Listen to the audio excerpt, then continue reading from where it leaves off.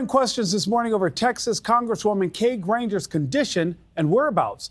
The retiring lawmaker's office says she's had unforeseen health challenges, but is denying a report that she's in memory care at a nursing home. Let's bring in Carlos Tercios, writer for the Dallas Express, who actually broke this story. Carlos, good morning. You broke the story on Congresswoman Granger. What do you make of her office now saying she's not in memory care, but has unforeseen health challenges? What does all that mean? Thank you for having me on, Nick. Congresswoman Kay Granger has not been doing her work for the past several months. She has not been voting since July. And she has left 750,000 people without representation, especially the largest Republican city in the country. And, we visited the facility, and it provides independent living and memory care. But I will say that her son actually reported yesterday to one of the media outlets here locally that she has been dealing with dementia issues. The bottom line is, why didn't she disclose that she was having health issues? She's been having dementia issues, as her son stated at the Dallas Morning News yesterday. She didn't disclose any of this. She left in dark a lot of her voters and constituents, and especially the country, because she was the chairwoman of the House Appropriations Committee. And so it's a transparency issue. All right, guys, so we got to talk about a pretty wild story involving a missing congresswoman by the name of Kay Granger, a Republican from Texas. This representative went missing for months after speculation that she had been suffering from health issues. Okay, apparently her office had essentially shut down. She was no longer voting. She was nowhere to be found until recently, when she was discovered living in an assisted care facility, basically a retirement home, as a sitting member of Congress, while dealing with issues of dementia. Now, again, the crazy part about this story is that this woman is 81 years old. She's been sitting in Congress since 1997. And just last year, she was the chair of the House Appropriations Committee. So she was the chair of a major committee in Congress while having dementia, while dealing with dementia problems, right? Which could explain part of the reason why our budget never gets fixed, right? Why nothing ever gets fixed when it comes to anything, okay? It's, again, we have literally nursing home patients, retirement home patients running Congress, straight up. They're running stuff. And it seems as if these situations are happening more frequently, as we've had Nancy Pelosi. She's also in her 80s, a fossil, been around forever. She just fell and broke her hip while on a trip to Europe in front of other world leaders. Fell and broke her hip. You have Mitch McConnell, who is having dementia moments while, I don't know, getting lunch at the Capitol while giving press conferences. Okay, he is losing his mind. Doesn't know where he's at. You have the President of the United States. Everybody knows what's up with Joe Biden. He also is losing his mind as well, too. Quite literally, nobody knows who's running the country, right? Nobody knows. And that's a big problem. Huge issue. But not big enough of an issue for CNN to cover it, to decide to bring attention to the American people that we have a sitting member of Congress who went missing and ended up in a retirement home. I want to read some of the Congresswoman's statement, where she says, in part, I've been navigating some unforeseen health challenges over the past year. However, since early September, my health challenges have progressed, making frequent travel to Washington both difficult and unpredictable. During this time, my staff has remained steadfast, continuing to deliver exceptional constituent services. We've seen this over the course of the last, I've been here for 15, 16 years, where you have a member to kind of almost every single Congress that is in this spot. This one seems particularly bad, though, when you realize where she's been the last 6 months. Yeah, I mean, gone are the days where a senator or member can sort of wither away and die in office with health questions and performance questions arising. Kay Granger was a top Republican on the Appropriations Committee, and in March, she resigned from leading that committee after they funded the government. I think even before she resigned, there were questions about her health. And people it was a low sort of whispers of, is she up for it? She stepped back. And then she sort of disappeared in the following months after that, and she wasn't showing up to votes. And I think that this is just one of those iterations about concerns of whether there's transparency with the people. Is she able to represent the people of her district? And I think one of those reports had talked about how her local office had shuttered around Thanksgiving, and some of the constituents who were calling were just getting voicemails. So I think this is a broader dialogue that's happening on the tail end of President Biden, concerns about his mental fitness. We also saw this with Dianne Feinstein in the Senate and a few other people. And I think that's my question, is coming off of the discussion that everyone was forced to have after a debate, which totally changed the shape of a presidential race. Are we in a different moment now? We're still, as reporters, have limited resources and limited time to report all these stories out. That said, we should have gotten the Kay Granger story. I mean, like, I'll own part of that as someone that spends some time on the Hill. You know, collectively, if we're all guilty, like, you know, individually, it's hard to parse out guilt. Should there be stronger local news in Texas? Yes. Right? Would they have sniffed it out? But there's no mechanism in our Constitution to really sort of catch this or prevent it from happening. Mm-hmm. It's on the press corps. And we just have to figure out how to figure it out. And it takes real reporting, right? This is real resources. You have to call up people in the offices. You have to talk to their lawmakers. You have to talk to our colleagues. You have to get the story. Not impossible to do. It's pretty obvious in retrospect, but none of us had the time or the resources to do it. And, you know, we owe a portion of the blame. Yeah, so you seen that, you heard that. Now, that is CNN essentially admitting that this was a failure of the media, right? The fact is that the media did not see the need to cover a story involving a congresswoman who had went missing. Maybe because they were too busy covering Trump, right? Maybe because they were too busy talking about Trump every single day, because they seem to have tons of resources to talk about Trump. But apparently when it comes to stories about actual sitting members of Congress who go missing, okay, oh, well, we don't have the resources to cover it. Sorry, right? Too bad, so sad. It slipped through the cracks.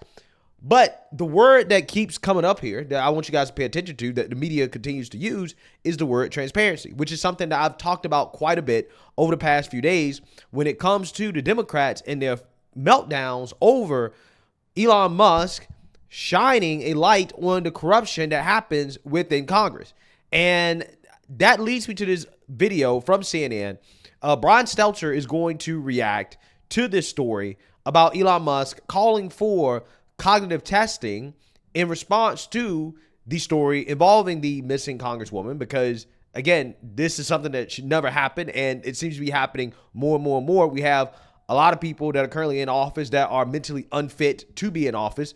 It's a big problem. It's a big issue considering the complex challenges that we face as a country. We need people in the right state of mind to actually solve these challenges, and we need people running the country that actually were elected to run the country. Okay, that certainly is not happening at the very, very, very top of our government, okay, and in some portions, some parts of Congress. So Elon Musk is calling for cognitive testing, and Brian Stelter is basically going to boohoo, whine, and cry about that. But in the process of him boohoo, whining, and crying, he's going to admit the quiet part out loud in regards to why they hate what Elon Musk is doing. Texas Congresswoman Kay Granger, she made history just a few years ago, becoming the first Republican woman to lead the powerful House Appropriations Committee. But her long career in public service took a turn this week when it was revealed how absent she has been from Congress, living in an independent living facility, and according to her son, has been dealing with dementia issues in recent months. She had already announced that her upcoming retirement from Congress when this term wraps, but all of this has renewed questions on the Hill and off about aging members of Congress and their fitness to serve. Elon Musk, for one, has jumped into this conversation, suggesting cognitive testing is needed for elected officials. CNN's chief media analyst, Brian Stelter, joining me now, because this really gets to something quite interesting, Brian, which is you can add this to the growing list of topics that Elon Musk is successfully inserting himself into. And I mean, look no further than the government funding fight that we were just talking about with the panel before this. You know, he tanked that first bipartisan government funding bill that sent the Hill into chaos last week, doing all of it just coming from him blowing up his Twitter/X account, and all of this really coming from his however he wants to manage and how he is managing his platform. What role do you think X is going to play in the next administration? Wow. I want you guys to understand what CNN is concerned about. They're not concerned about the fact that you have a sitting member of Congress that went missing. She wasn't voting. Nobody knows who exactly is running her office or what's going on or anything like that. Like, who's actually the representative for that district, right? What's going on? Nobody knows. But CNN seems to be less concerned about that than they are about Elon Musk and the influence that he has over Congress. When we have members of Congress who we have no clue at all who's running their offices, right? Or what they're doing. Again, it's just funny how that works. Elon Musk is expressing his opinion as a private citizen. CNN and the liberal media pretends as if he doesn't have the right to do that, right? Like, as a private citizen, he shouldn't have the right to go on X and to express his opinions about what's happening with the government.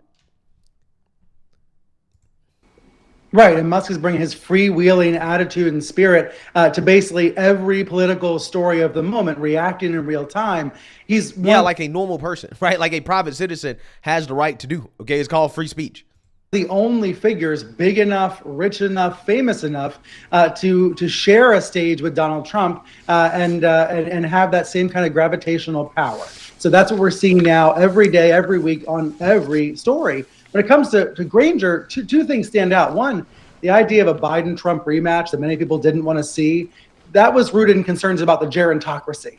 You know, the idea that the government's run by old people and not making room for new energy and younger faces. Well, that gerontocracy problem doesn't go away just because Biden dropped out of the race and Trump was reelected. That gerontocracy issue is still very much alive in America. And the Granger case shows that. It also is revealing that it took so long for her condition to become public, partly because of a lack of local news coverage. There were some reporters looking into where she was and why she was absent, but it took a long time to get to the bottom of it because of lack of local news coverage. Of course, Musk says to his fans, "You are the media now," and that's a flawed concept, but it has a grain of truth. You know, the idea that everybody on X does have a voice is a powerful, powerful idea, and an idea Musk is going to continue to push. See, you hear this? It's a flawed concept that the people are the media, right? That the people should be a part of journalism, right? That citizen journalism is actually a thing. No, they reject that. No. You're not. You're not a part of the media. What you say doesn't matter. The stories that you put out, what you put out doesn't matter. It's all about us and what we put out there, right? We are the arbiters of truth. That is what Brian Stelter is essentially saying. But again, look at what a lack of concern here is. They're more concerned about Elon Musk bringing attention to a problem rather than the problem itself. And that's the biggest issue with the media. Yeah, well, and that's true. And it does seem, I don't know, sometimes scattershot, Brian, on what he decides to weigh in on and how much attention he puts into a particular topic.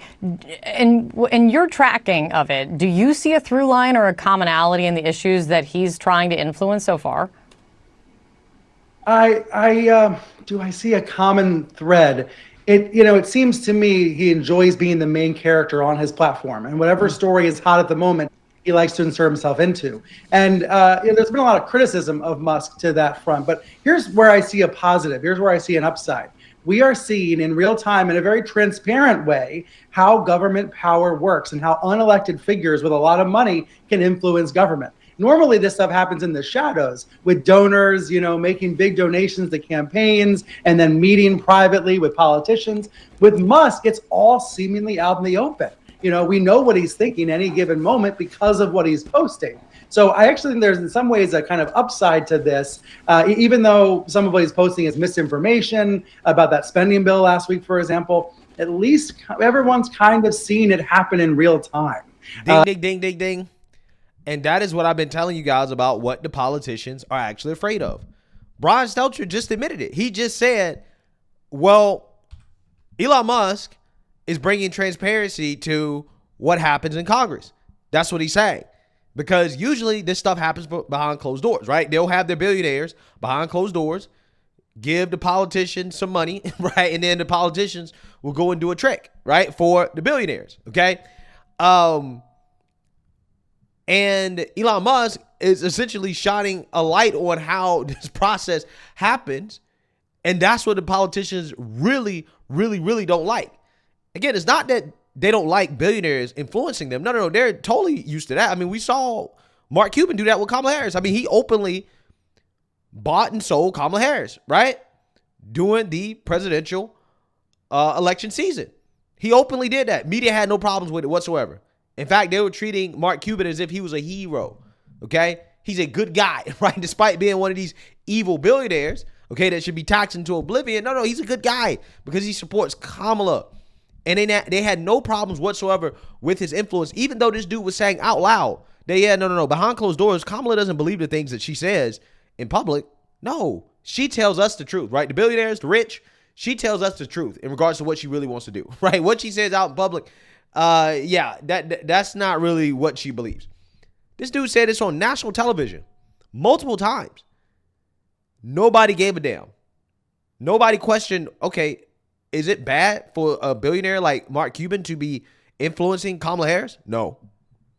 But, when Elon Musk is involved, though, and listen, here's the thing. Elon Musk is just on his own platform, tweeting, putting out posts, sharing his opinions. Oh, this is so wrong. This is so terrible. How can a billionaire have this much influence? But again, this is par for the course. Billionaires have always had this type of influence in politics. Again, it's just done behind closed doors, which the politicians like. They like that. But when it's out in the public where everybody can see that, oh, wait, these politicians are prostitutes, right? Now, all of a sudden, they're upset, right? They're mad. Most of what he's doing right now, the through line, I would say, is mostly about DOGE, about government efficiency. But as you reported, he's going to have relatively little actual power, right? It's going to be about using his megaphone to pressure the Congress to take action or put pressure on Trump to pressure Congress to take action. But let's not count that megaphone out. It is as he's shown, a very powerful megaphone. Yeah, it has already shown that so far already. Yeah. So again, CNN focusing on Elon Musk, bringing attention to the problem rather than the problem itself, right? The problem itself is the fact that you had this woman in Congress that went missing, and the media didn't bother to look for her, right? To see, hey, what's up with this? Like, what's going on? They didn't bother to do actual journalism because they were too busy being Trump deranged, okay? Just like when Elon Musk brought attention to the pork barrel spending, instead of focusing on the fact that these politicians are passing these bills in ways that are not transparent and whether or not that's right, okay, to do that. No. The media focuses on Elon Musk bringing attention to the problem rather than the problem itself. They do this every single time. They did it with Trump for the last year. Every time Trump would talk about illegal immigration, instead of talking about the actual problem of illegal immigration, they talk about what Trump said. They're eating the cats and the dogs, right? He's a bigot. He's racist. But again, that's not the actual problem, right? That's not the issue that people are concerned about. They never want to talk about the real issues.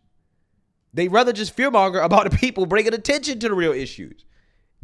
And it tells you everything you need to know about the mainstream liberal media, how to react to people bringing attention to actual problems. Tells you everything you need to know. So let me know what you guys think. Make sure you like, comment, and subscribe. Most importantly, share a Black conservative perspective. Peace.